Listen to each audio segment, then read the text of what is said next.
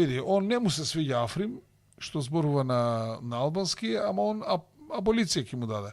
А Стефче, кој е таму, ќе каже, слушај, или ќе си почитуваш уставот, или нема потреба да сум власт, си одам опозиција.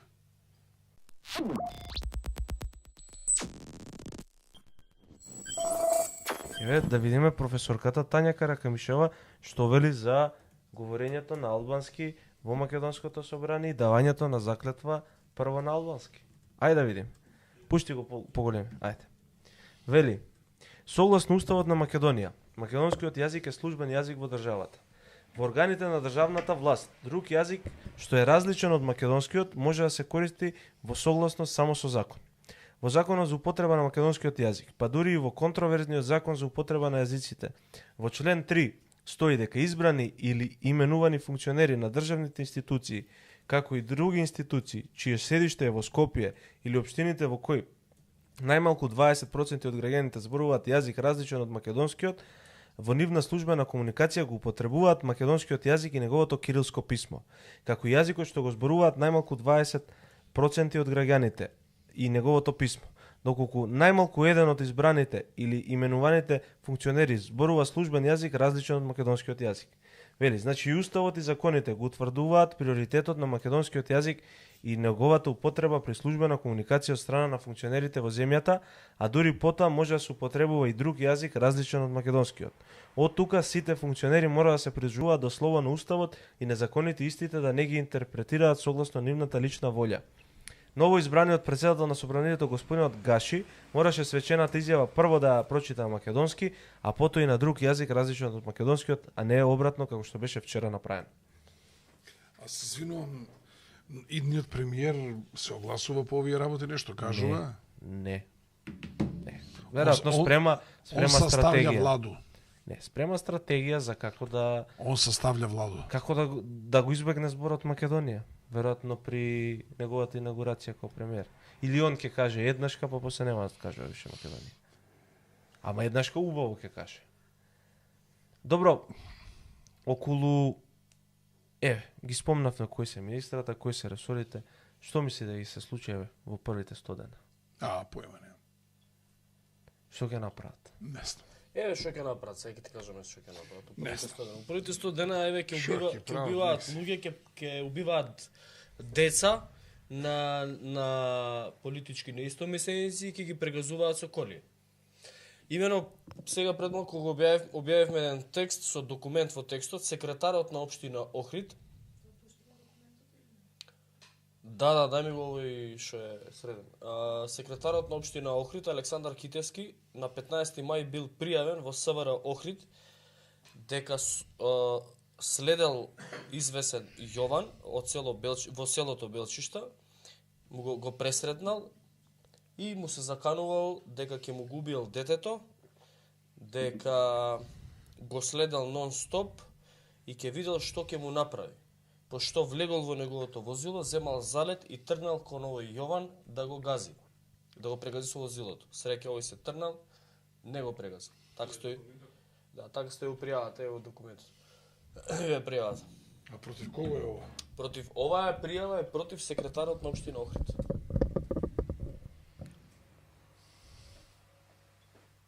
Потврдува дека на 15 околу. Да. Потврда.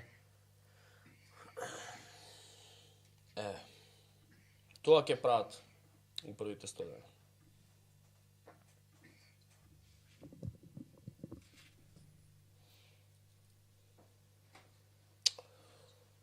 Много јако. Александар излегол од возилото и му пристапил, му се приближил лице до лице и почнал да му вика. Се познаваме, убаво, се познаваме на тој. Купиле едно? Купил едно, ќе те убивам, ќе видиш што ќе ти направам, те пратам нон-стоп, ќе ти губиам детето. И друго.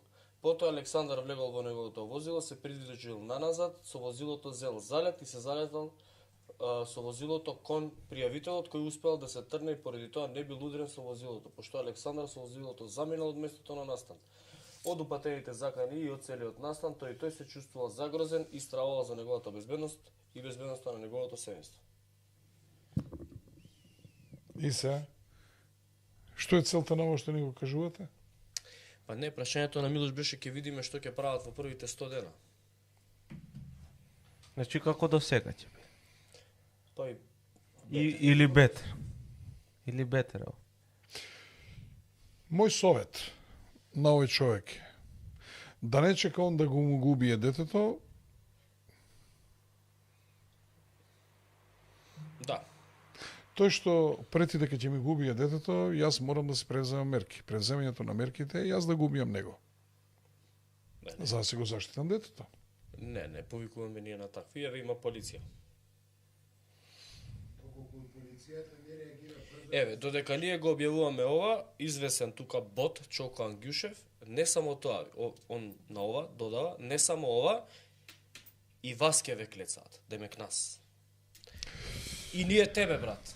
Вака се.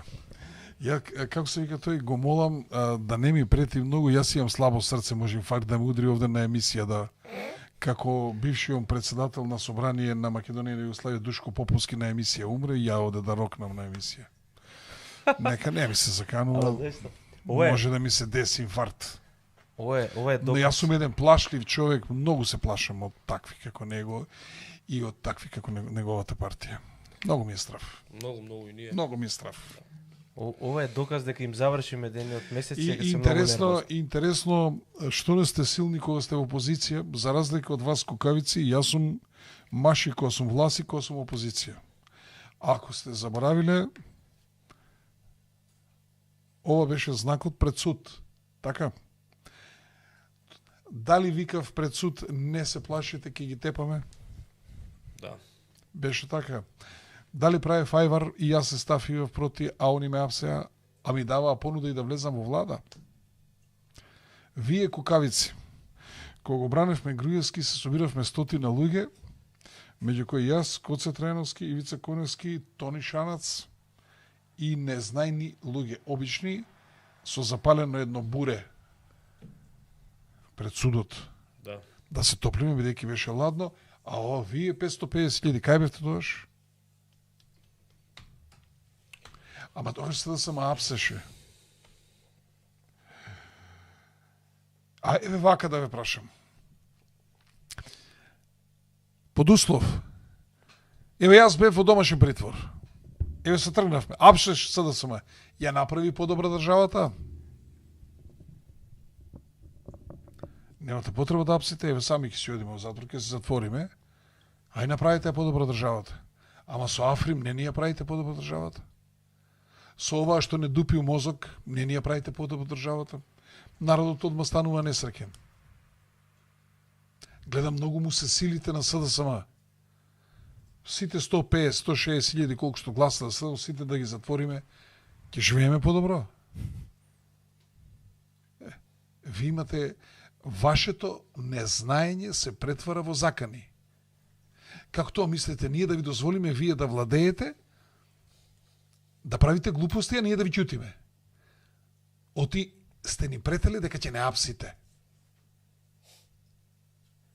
Абе, вие апсевте, се сеќавате, циркузите ги правевте и меѓу 2006 и 2014, 2015.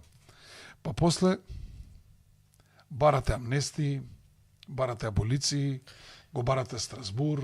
Овој тука се што се закануваше, тие истите вика, ќе видите после 8, се е 30.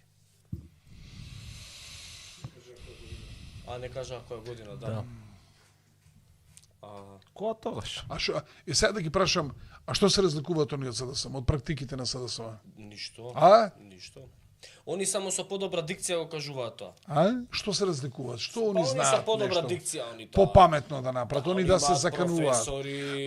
Ај што ме крадевте на избори, ај што ме крадевте во Државна изборна комисија, ај што си трошевте по 4 милиона евра потрошивте народни пари, ај што купувавте гласови и требаше да ви ќутиме. Ама ајде сликајте се тамо, бе, какво е ќутење, бе? Шо мислите вие? Јас лани бев на ремонт во Виена за да ви ќутам. Не, бе, да. За да поише зборам. Тука сте се зезнале. Јас знам што е проблемот. Вие може да си го одберете Максо зашто ви е компатибилен. Ја, Да, компатибилен он. он си е компатибилен со Да, вас. се компатибилни. Види, он не му се свиѓа Африм, што зборува на албански, ама он аболиција ќе му даде. А Стефче, кој е таму, ќе каже, слушај, или ќе си почитуваш уставот, или нема потреба да сум власт, си одам опозиција. Да. Знаете ли кој ќе го решава спорот меѓу Македонија и Бугарија? Кој? Питер Ван Хојте. Таравари кажал дека он ќе спроведувал разговори помеѓу Скопје и Софија за да се реши спорот А они ќе и го да ги стави на ангажираат. бугарите уставот. Тоа го кажува Арбен А па Таравари. Таравари сега ќе е го еден пуштиме. политичар, леле мајко. Сега ќе го пуштиме. Оф, леле. Ајде да го пуштиме. Дали да видиме. не, ама дали знаат гледачи кој беше Питер Ван Хојте? Оној што го рушеше режимот на Никола Груевски. на ВМРО. Кој што го рушеше во суштина ВМРО Да ДПМН. пуштиме, да Сега видиме. ќе го пуштам на режија. Вау. Да, и викаше дека ја дестабилизира. И малце настран човек е така нешто, гол се сликаше тамо со Со мачки. мачиња го слика. Нешто мачка. забеган беше Удиште. малце, ама.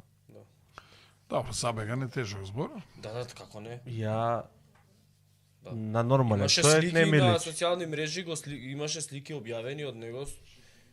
Гол. Еве, јас Со преземам одговорност и пак кажувам забеган човек.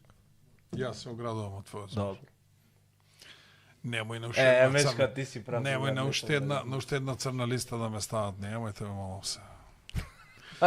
Холандска. Холандија.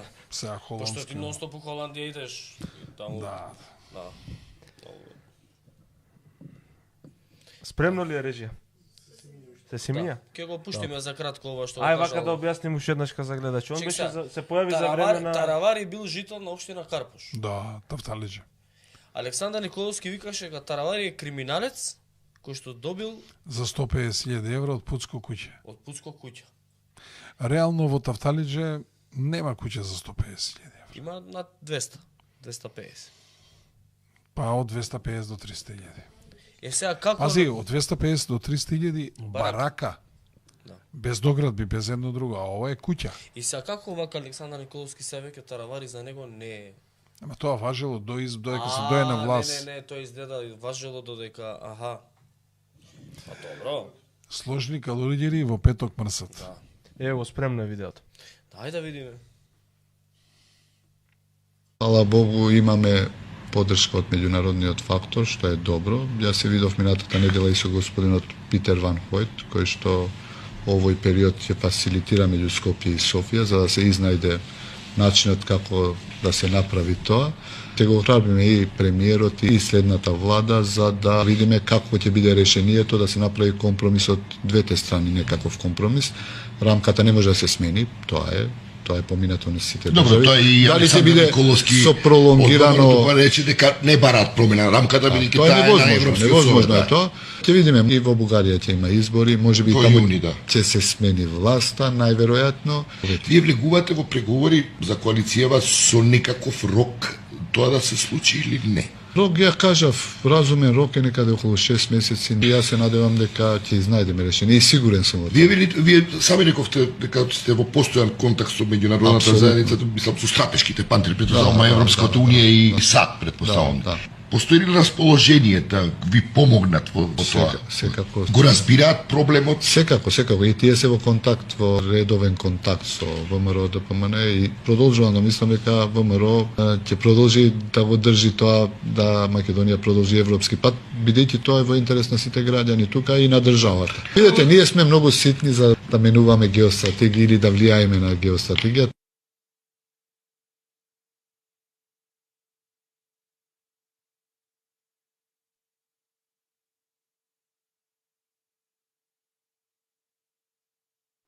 Иначе Борјан Јовановски ни е гостин утре Да. у емисија. Ќе биде утре Ке интересно. преговарале, па што не преговара со твоето, него Ќе преговара видиме. Сега да се не може преговара да се за смени моето. рамката. Што не се преговара едно за твоето, Ама не, сега него тука за моето. Сега кажа тука интересни работи Таравари, вика рамката не е возможно било да се смени. Тој и Александар Николовски го кажал, нешто во Ама нели претходната емисија. они вика во кампања вика дека Ќе они репреговараат. ќе ја репреговараат рамката, ќе ја сменат и ќе побараат гаранции и така ќе ги стат бугарите во услов. Сега невозможно е да се промени рамката или како што вика у кампања возможно е ќе ја променат, они дека ќе променат. Сега што е точно? Сарма е во право. Мислам дека Сарма е во право. Сарма, Мислам дека Може да ви кажам нешто. Штом ни се јавува преговорач, ќе пројдеме птен добро. Како што пројдовме добро со Метју Немец.